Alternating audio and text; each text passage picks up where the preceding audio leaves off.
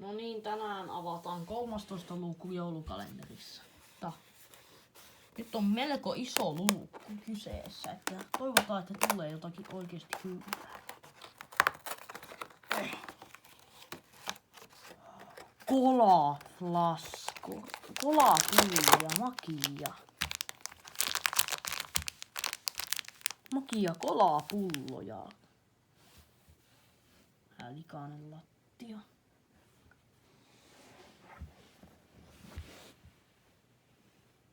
Joo, no avataan ja katsotaan mitä täältä, minkä makuusia ne on.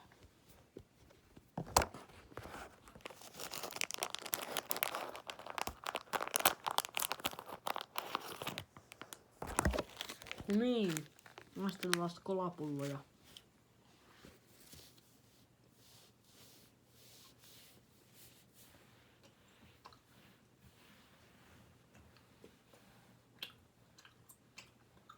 Ei oo ihan niin hyviä kuin... Tai... Ei kun...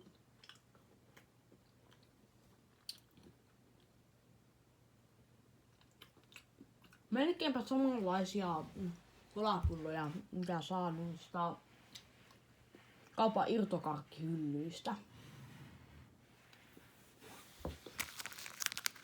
Mutta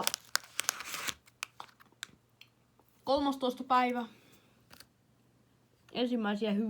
Ensimmäinen niinku oikeesti hyvä karkki tuli. Huomiseen.